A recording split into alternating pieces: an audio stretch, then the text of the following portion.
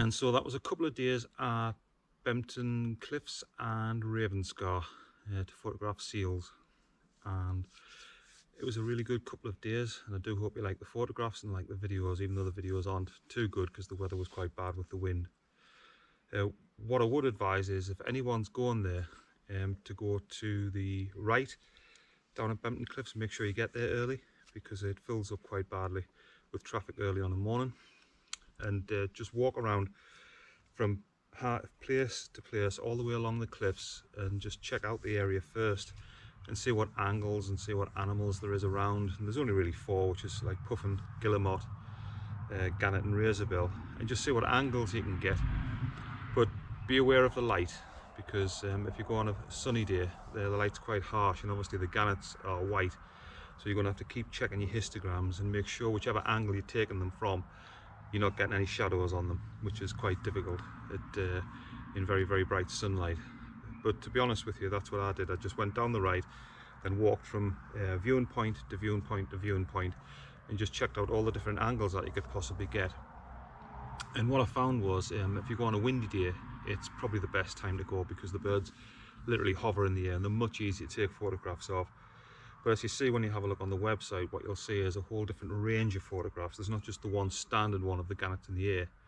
There's a whole completely different range of them.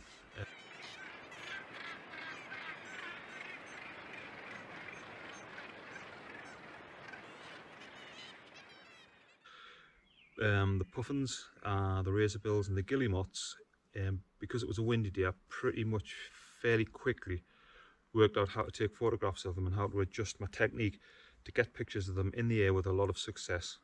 So you'll see them on the website, obviously, and the one that you'll see in this short video.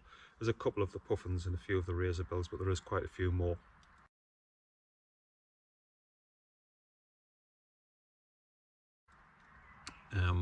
But obviously the star of the show was the peregrine falcon.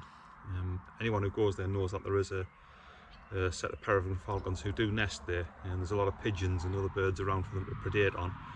And I just happened to be there at the right time. Juvenile peregrine landed on a post, got some absolutely beautiful photographs of it. And one of the good things I would say about the more you take photographs, the more lucky you seem to get.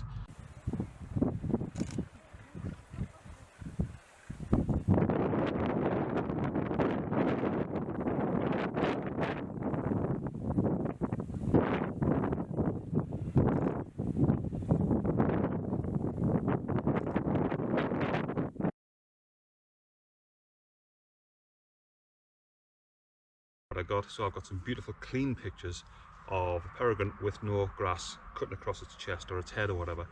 Perfect light behind me, illuminating the bird, no shadows, and my most favourite animal in all the world was photographed. So that's it, absolutely perfect.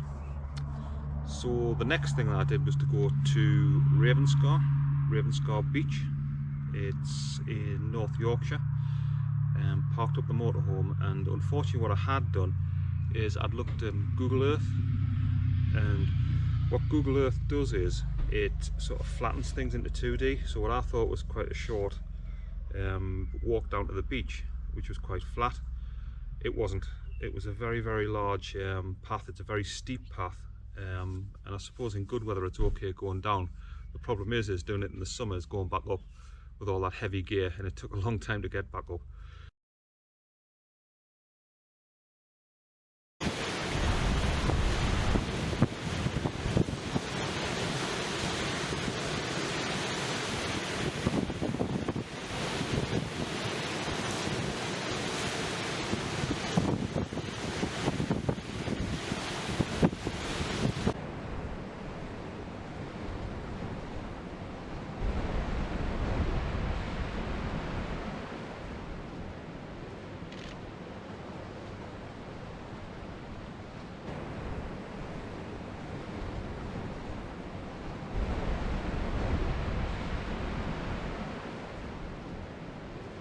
But because obviously I know what I'm doing with seals, I managed to get some wondrous pictures, particularly the one on the rock with the tide coming in, light behind me, no shadows, perfectly exposed, great background, and it's probably one of the best pictures I've got. So I'll definitely be going back there probably end of November, beginning of December, to see the pups on the beach. But again, welfare of the animal paramount. Shoot with a long lens, do not disturb them, and if there is the seal volunteers there, just listen to them, because they obviously know what they're doing, and we don't want to get a bad reputation, as some others have done at places like Donnanook.